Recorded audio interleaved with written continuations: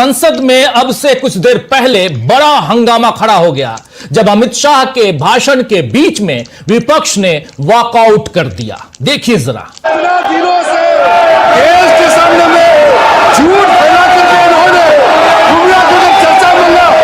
आज गृह मंत्री जी एक बात का जवाब दे रहे हैं, ये भाग गए, डर गए, सुन भी नहीं सकते ये। अगर ये सुन नहीं सकते हैं, इतना दिनों से संसद का समय बर्बाद क्यों किया? अगर सच्चाई नहीं सुन सकते तो इतना दिनों तक सड़कों पर संसद के समय लोगों को भ्रम फैला करके क्यों समय? आपको बता दूं कि अमित शाह चुनाव सुधारों पर सरकार का पक्ष रख रहे थे, लेकिन इसमें चुनाव सुधारों की बात करने की जगह उनका सारा जोर नेहरू और गांधी परिवार पर हमला करने में लगा हुआ था। अमित शाह ने देश के पहले प्रधानमंत्री पंडित नेहरू का बड़ा अपमान करते हुए कहा कि देश में पहली वोट चोरी उन्हें यानी नेहरू को प्रधानमंत्री बनाने के लिए हुई, क्योंकि कांग्रेस के प्रदेश अध्यक्ष तो सरदार पटेल को पीएम बनाना चाहते थे। हालांकि अमित शाह यहां बड़ी गलती कर बैठे, क्योंकि नेहरू जी पीएम बने ये महात्मा गांधी चाहते थे और सरदार पटेल भी गांधी जी की बात से सहमत थे। उन्होंने भी कहा था कि मैं भी चाहता हूं कि प्रधानमंत्री बने तो जवाहरलाल नेहरू बने। इस तरह अमित शाह ने गांधी जी पर ही इल्जाम लगा दिया। वहीं सोचने वाली बात यह भी है कि अगर वोट चोरी से नेहरू को पीएम की कुर्सी मिली होती तो उसके बाद हर चुनाव में वो जीतते नहीं बल्कि हारते, उसके आगे के चुनाव में वो हार जाते, लेकिन ऐसा नहीं हुआ। लगातार वो चुनाव दर चुनाव जीतते गए और प्रधानमंत्री बनते गए। आखिर ऐसा कहकर यहां अमित शाह ने किसका अपमान किया? अमित शाह ने दूसरी वोट चोरी का इल्जाम इंदिरा गांधी पर लगाया और उसके बाद तीसरी वोट चोरी में सोनिया गांधी का नाम लिया, जिनके खिलाफ आरोप लगाया गया है कि देश की नागरिक बनने से पहले सोनिया गांधी वोटर बन गई थी। हालांकि यह मामला अभी अदालत में है, नोटिस जारी हुआ है। क्या कुछ आएगा, यह केस टिक पाएगा या नहीं टिक पाएगा, क्योंकि इसी पर केसी वेणुगोपाल खड़े हुए और उन्होंने कहा कि यह मामला और आप साबित कर दीजिए कि क्या सोनिया गांधी ने वोटर बनकर यहां वोट दिया था। अगर आप साबित कर देंगे तो हम मान जाएंगे। लेकिन यहां अमित शाह जो झूठ फैलाना चाहते थे संसद में, वो झूठ वो फैला गए। लेकिन शाह ने एक विचाराधीन मामले को तथ्य की तरह पेश कर यहां जो कुछ करना चाहा वो कर गए। अमित शाह ने नेहरू, इंदिरा और सोनिया गांधी के बाद राजीव गांधी का भी नाम लिया कि इलेक्ट्रॉनिक वोटिंग मशीन यानी ईवीएम वही लाए थे, और फिर राहुल गांधी की वोट चोरी पर की गई 3 प्रेस कॉन्फ्रेंस पर भी उन्होंने वार किया। अमित शाह के भाषण में कहीं भी उन सवालों का जवाब नहीं दिखा जो विपक्ष के नेताओं ने उठाए थे। ऐसे में विपक्ष ने वॉकआउट किया। राहुल गांधी ने अमित शाह के भाषण के बाद संसद परिसर में कहा है कि अमित शाह ने मेरे सवालों का जवाब नहीं दिया, उनका जवाब पूरी तरह से बचाव वाला था। आइए पहले सुनते हैं राहुल गांधी जब इससे बाहर निकले, यानी जब पूरा का पूरा विपक्ष वॉकआउट किया तो बाहर प्रेस को संबोधित करते हुए राहुल गांधी ने क्या कुछ कहा है, पहले इसको सुनिए। सवालों का जवाब यहां अमित शाह ने नहीं दिया। वॉकआउट करने के बाद जब बाहर निकले पत्रकारों से बात करते हुए, बाहर निकलकर प्रियंका गांधी ने भी पत्रकारों से बात की और प्रियंका गांधी ने भी अमित शाह के 1.5 घंटे के भाषण पर जो कुछ कहा है जरा सुन लीजिए। तो यहां पर साफ साफ सफाई, आखिर आप जो चोर होता है, जो वोट चोरी करता है, वही सफाई देता है, यह बात कह रही थी यहां प्रियंका गांधी। बहरहाल विपक्ष के वॉकआउट पर किरण रिजिजू चिल्लाते रह गए कि ये लोग भाग रहे हैं। अभी शुरुआत में आपने देखा भी, जरा स्क्रीन पर फिर से ले आइए, कैसे जब विपक्ष वॉकआउट कर रहा था किरण रिजिजू जो संसदीय कार्य मंत्री हैं वो चिल्ला रहे थे, चीख रहे थे, बाकी लोग हंगामा मचाए हुए थे। सत्ता पक्ष के लिए सबसे तौहीन वाला समय होता है, सबसे ज्यादा बेइज्जती वाला समय होता है जब विपक्ष या कोई भी, आप भाषण दे रहे हैं और कोई सुनने वाला नहीं है, आपके साथी सिर्फ सुन रहे हैं। इससे बड़ी बेइज्जती और कुछ नहीं हो सकती। और यहां देखिए वॉकआउट हो रहा है और बाकी सत्ता पक्ष यहां खड़ा है और ये गुस्से में जो कुछ करना होता है वो करता है। सुन लीजिए एक बार फिर क्या कह रहे हैं यहां किरण रिजिजू, सुनिए। हमको मालूम था ये भागने वाले हैं, सच्चाई को सुनना चाहिए, सच्चाई को सुनना चाहिए। और जब सच्चाई, तो हमको मालूम था ये भागने वाले हैं, यानी आप पहले से उम्मीद लगाए बैठे थे कि ये चले जाएं। बहरहाल विपक्ष के बाकावट पर किरण रिजिजू चिल्लाते रह गए, आप देख रहे हैं कि ये लोग भाग रहे हैं, सच्चाई को सुनना नहीं चाहते हैं। लेकिन हकीकत यही है कि राहुल गांधी ने एक बार फिर वोट चोरी के आरोप से बीजेपी को हिलाकर रख दिया है। आप जानते हैं कि कल लोकसभा में चुनाव सुधारों पर चर्चा की शुरुआत हुई तो विपक्ष के सारे नेताओं ने चुनाव आयुक्तों की चयन प्रक्रिया से लेकर एसआईआर, बीएलओ की मौत, वोटर लिस्ट में गड़बड़ी, सही लोगों के नाम को काटना, ऐसे तमाम मुद्दे गिनाए। वहीं राहुल गांधी ने वोट चोरी को सबसे बड़ा राष्ट्र विरोधी, देश विरोधी काम बताते हुए इसके लिए बीजेपी को जिम्मेदार ठहराया था और वोट चोरी का यह मसला महज चुनावों तक सीमित न रहकर राहुल गांधी ने यह भी बताया था कि कैसे आरएसएस और बीजेपी वोट छीनकर देश के ताने बाने को ही तहस नहस कर रहे हैं। राहुल गांधी ने बीजेपी पर ऐसी जगह चोट की जिससे बीजेपी तिलमिला गई और आज राहुल गांधी ने सीधे अमित शाह को प्रेस कॉन्फ्रेंस पर डिबेट की चुनौती दे दी। आइए जरा सुनिए, राहुल गांधी कह रहे हैं कि आप जब मेरे प्रेस कॉन्फ्रेंस की बात कर रहे हैं तो चलिए मेरे ही प्रेस कॉन्फ्रेंस में डिबेट कर लीजिए। जरा सुनिए पहले राहुल गांधी को और इसके बाद क्या कुछ होता है वो भी देखेंगे हम, लेकिन पहले राहुल गांधी को सुनिए। Actually, let us have a debate on my press conference. Yes. Let us go. Yes. Let us have very good idea. Let us have a debate on my press conference. Okay. Amit Shah ji, I challenge you. I challenge you to have a debate on the three press conferences. Please. ठीक है, बैठ जाओ।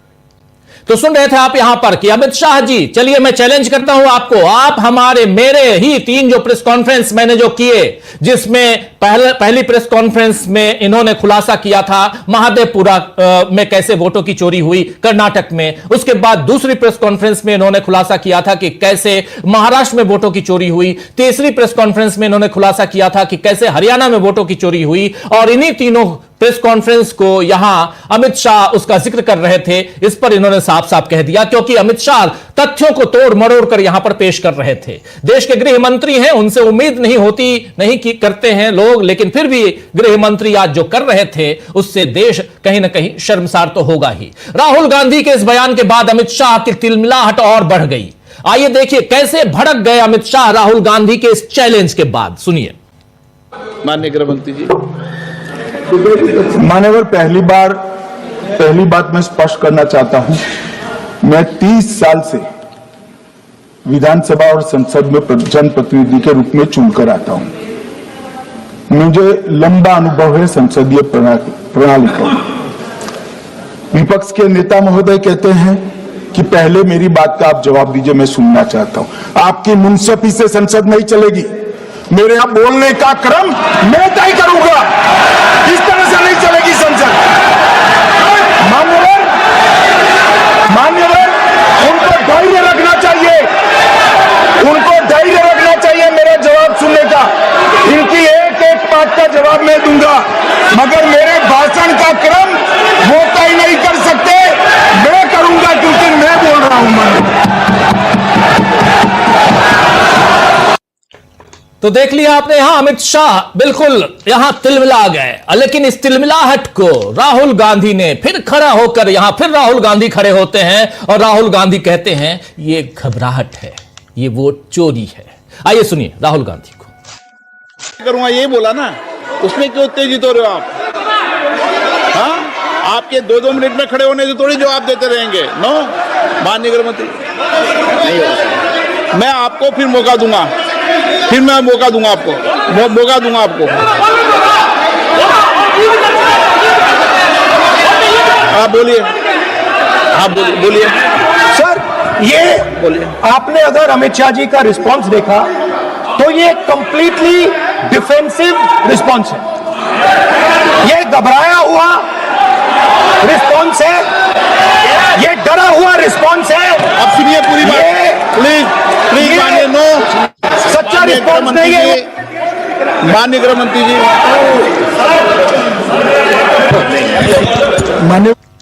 तो आपने अगर अमित शाह का response देखा तो यहां ये डरा हुआ घबराया हुआ रिस्पांस है, सच्चा रिस्पांस नहीं है। ये बात यहां कह गए राहुल गांधी, इसके बाद और घबराहट बढ़ गई, तिलमिलाहट बढ़ गई यहां अमित शाह की। अमित शाह इसके बाद फिर तो तथ्यों को यहां से उठाकर वहां, वहां से उठाकर वहां फेंकते नजर आए, लेकिन भाषण में बहुत घबराहट दिखाई दी और बहुत ज्यादा यहां डिफेंसिव दिखाई दिए देश के गृह मंत्री एसआईआर पर, चुनाव सुधार पर अपनी बात रखते हुए, सत्ता पक्ष की बात रखते हुए। लेकिन इससे पहले राहुल गांधी ने कहा कि हिंदुस्तान के इतिहास में पहली बार ऐसा फैसला लिया गया है जिसमें चुनाव आयुक्तों को फुल इम्यूनिटी दी गई है, पूरा प्रोटेक्शन दिया गया है, और इस फुल इम्यूनिटी देने के पीछे जो सोच थी, हमें उसका जवाब चाहिए। हम यही चाहते हैं। मैंने कल भी बोला था, राहुल गांधी कह रहे थे, मैंने अपने भाषण में कहा था कि आखिर आपने ऐसा क्यों किया है। सुनिए जरा राहुल गांधी को। स्पीकर सर, मेरा कल एक सवाल था, जो हिंदुस्तान के इतिहास में पहली बार डिसीजन लिया गया कि इलेक्शन कमिश्नर्स को फुल फुल इम्यूनिटी दी जाएगी। ठीक है, ये है ना, इसका जवाब इसका पीठ में खत्म नहीं किया सर।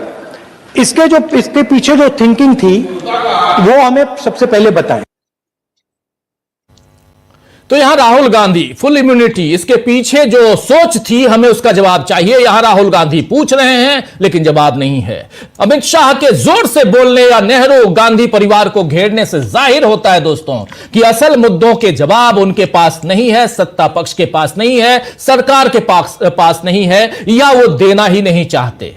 वही मुद्दे भटकाने के लिए बीजेपी को आज एक और विषय मिल गया। राहुल गांधी की 15 से 20 दिसंबर तक होने वाली जर्मनी यात्रा पर बीजेपी ने फिर से उन पर तंज कसना शुरू कर दिया है। आपको बता दूं कि राहुल गांधी 15 से 20 तारीख तक विदेश जा रहे हैं, विदेश में जर्मनी जा रहे हैं। वहां कई अलग अलग यूनिवर्सिटी के छात्रों से मिलेंगे, वहां के जो सत्ता पक्ष है, विपक्ष है, उनसे भी, उसके नेताओं से भी मुलाकात होगी। तो राहुल गांधी विदेश जा रहे हैं तो बीजेपी, यहां आप जानते हैं बीजेपी के लोग क्या कहते हैं, वो कहना शुरू कर दिए।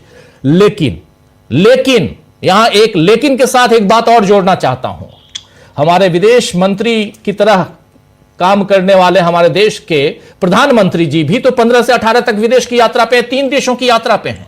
उनके बारे में कोई नहीं कह रहा है। 15 तारीख को इधर राहुल गांधी जा रहे हैं तो उसी 15 तारीख से नरेंद्र मोदी भी 3 देशों की यात्रा में पे विदेश जा रहे हैं। ओमान जा रहे हैं, इथोपिया जा रहे हैं, और एक देश शायद इजिप्ट या कहीं और जा रहे हैं, मुझे ज्यादा ध्यान नहीं है। लेकिन ये 2 देशों की यात्रा तो कंफर्म मैं बता रहा हूं, ओमान और इथोपिया। तो नरेंद्र मोदी जा रहे हैं, देश के प्रधानमंत्री, तो कोई बात नहीं। लेकिन देश का नेता विपक्ष, जो देश का प्रधानमंत्री नहीं है, जिसके पास समय भी पूरा है, वो जा सकता है, लेकिन उस पर आरोप। तो बीजेपी को इसका जवाब भी देना चाहिए कि आखिर नरेंद्र मोदी का विदेश जाना सही और राहुल गांधी का विदेश जाना गलत कैसे है। खैर, बीजेपी तो कभी सीधे सवालों का सीधा जवाब नहीं देगी। लेकिन आज जिस तरह से बीजेपी की पोल संसद में खुली है और अमित शाह चिल्ला कर बोलने के बावजूद पस्त दिखे, क्या यह विपक्ष की बढ़ती ताकत का असर है? क्या संसद में वोट चोरी पर विपक्ष की बड़ी जीत हुई है? राहुल गांधी के चैलेंज से क्यों आखिर तिलमिला गए अमित शाह? इन सब का जवाब ढूंढने की कोशिश करेंगे। आइए, हमारे साथ कुछ वरिष्ठ साथी जुड़े हुए हैं, उनसे पहले आपका परिचय करवाता हूं और फिर आगे बढ़ते हैं। 4 वरिष्ठ साथी हमारे साथ जुड़े हुए हैं। देखिए, इस वक्त हमारे साथ जुड़े हुए हैं अमलेंदु उपाध्याय जी, प्रेम कुमार जी हमारे साथ जुड़े हुए हैं, सुनील शुक्ला जी और शकील अख्तर जी। शकील जी सीधे वहीं से आ रहा, और प्रशांत टंडन जी भी जुड़ गए हमारे साथ। आप पांचों का स्वागत है, इस्तकबाल है, स्वागत इस्तकबाल आप तमाम दोस्त। उसमें आप जेडीयू की बात कर रहे हैं, बहुत महत्वपूर्ण बात आपने कही है और इस पे आगे भी हम चर्चा करेंगे। लेकिन अमलेंदु जी, सदन के अंदर बात हो रही थी चुनाव सुधार, एसआईआर से चुनाव सुधार पे आए, लेकिन चाहे वो इससे पहले वाला मामला यानी वंदे मातरम का मामला हो या चुनाव आयोग का मामला हो, दोनों जगह कैसे यहां पर, और खासकर आज जो अमित शाह का भाषण है उसको आप कैसे देखते हैं? राहुल गांधी का जो बीच में टोकना, बोलना, चैलेंज देना, उसको कैसे देखा जाए, और उसके बाद वॉकआउट विपक्ष का? राजीव जी, एक तो अमित शाह जी ने आज एक रास्ता खोल दिया कि मोदी जी को जो 99 गालियां दी गई हैं उसमें 100वीं गाली जो है उसको शामिल कर लिया जाए संसदीय कार्यवाही में, ताकि अगली बार कोई मोदी जी को गाली देना चाहे तो वो गाली ना हो, संसदीय शब्द के तौर पर देखा जाए, ताकि मोदी जी उसको जो है वो संसदीय मतलब गाली में शब्द में शुमार ना कर सकें। वरना इस तरीके की शब्दावली का राजीव जी कम से कम संसद में इस्तेमाल करने की कोई आवश्यकता नहीं थी। भाई आप गुंडे होंगे, बड़े कहीं के भी होंगे, लेकिन संसद के अंदर तो गुंडे नहीं है। संसद के अंदर तो आप जनप्रतिनिधि हैं, जैसा कि आप बता भी ना, आप 30 साल से चुनकर आते रहे। तो ये आपको संसदीय भाषा का ही प्रयोग करना चाहिए था। लेकिन इससे ज़्यादा आश्चर्यजनक ये है कि अभी तक हमारे ओम बिरला साहब जो हैं, जो बात बात पे जो है संसदीय मर्यादा और जाने क्या क्या का पाठ पढ़ाते हैं, उनके मुख से एक शब्द अभी तक नहीं निकला है। और अभी तक हमने तो कम से कम राजीव जी नहीं देखा कि उसको संसद की कार्रवाई से निकालने का कोई फरमान आया है कि नहीं आया है। आया होगा तो बहुत अच्छी बात है, और नहीं आया होगा तो फिर इसको कल एक प्रपत्र जारी कर देना चाहिए ओम बिरला साहब को कि अभी इन शब्दों का इस्तेमाल प्रधानमंत्री के लिए सदन के अंदर किया जा सकता है, तो फिर ये कार्रवाई से नहीं निकाला जाएगा। बहरहाल ये ओम बिरला साहब के ऊपर निर्भर करता है, अमित शाह जी की क्या मंशा रही होगी ये उसके ऊपर निर्भर करता है। लेकिन राजीव जी, जिस तरीके की आज दादागिरी दिखाने की कोशिश की गृह मंत्री ने, उसका माकूल जवाब विपक्ष की तरफ से मिला। आ गया जी, हाँ म्यूट कर गया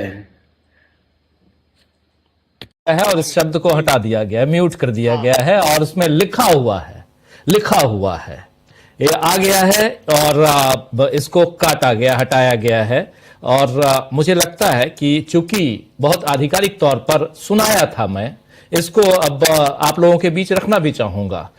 शकील जी से मैं पूछना चाहता हूं, शकील जी इसको हम दिखा सकते हैं?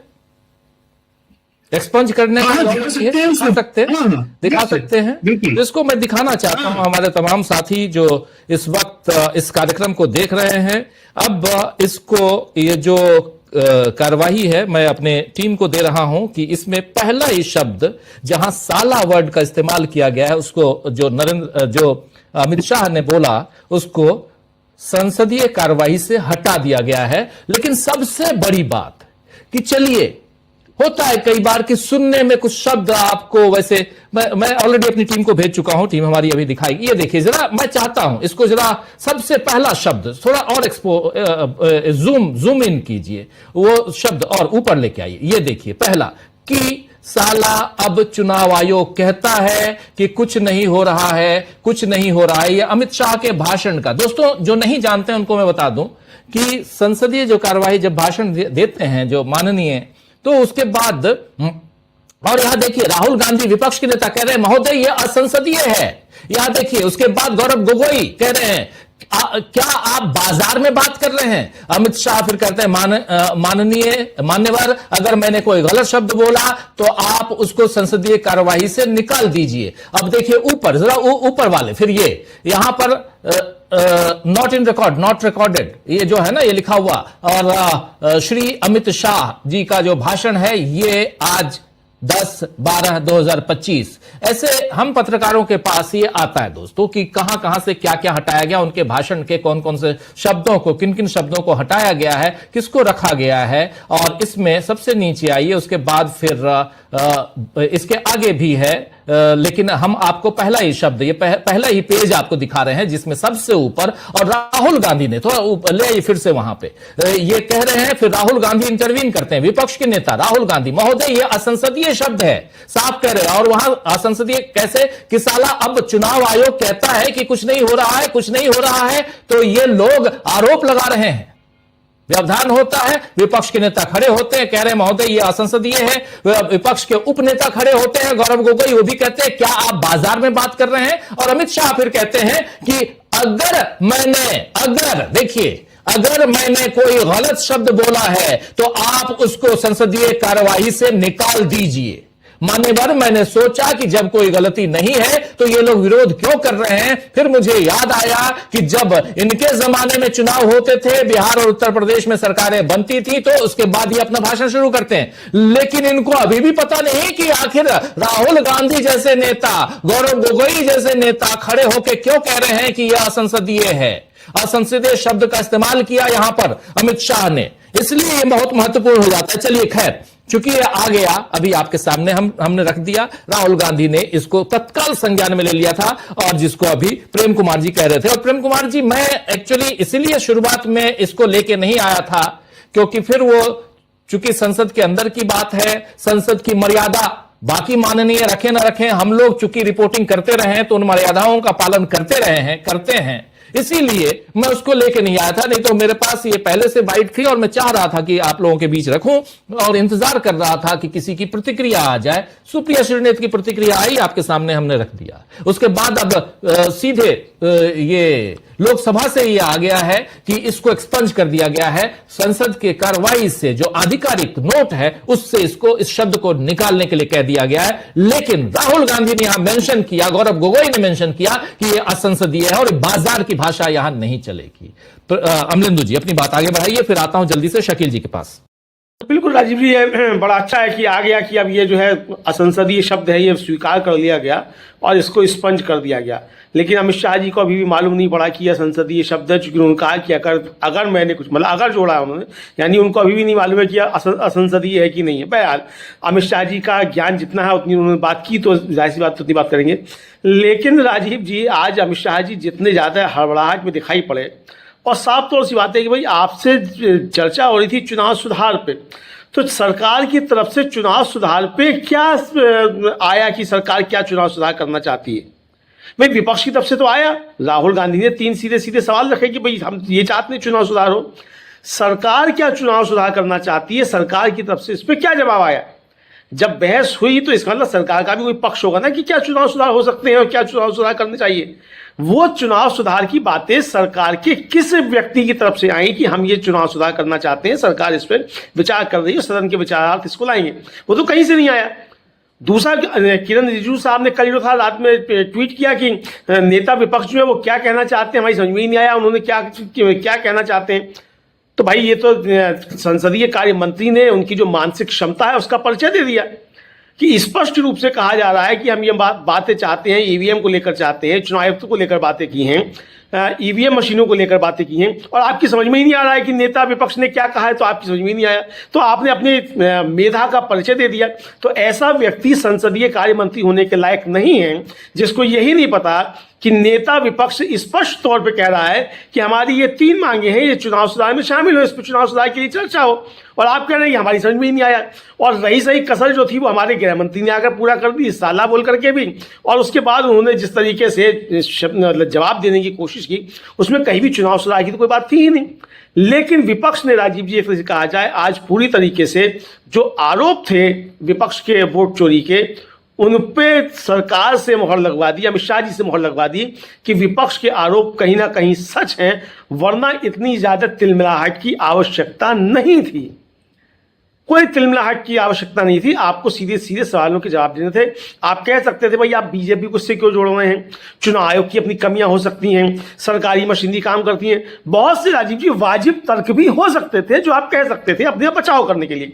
लेकिन आप जिस तरीके से चुनाव आयोग के बचाव में कूदे, उससे ये साफ तौर पर जाहिर हो गया कि विपक्ष जो अब तक आरोप लगाता रहा है कि ये भारतीय जनता पार्टी और चुनाव आयोग की दुरभिसंधि है, और साफ तौर पर राहुल गांधी ने आज सुबह जब कहा कि भारतीय जनता पार्टी ने चुनाव आयोग को वोट चोरी का टूल बना लिया है, आज अमित शाह जी के भाषण से उस पर मोहर लगने का काम हुआ है। अगर वो आत्मावलोकन करना चाहें, अपने पूरे भाषण को फिर से सुन सकते हैं, और उसके बाद अमित शाह जी को भी लगेगा कि उन्होंने राहुल गांधी के दावों पर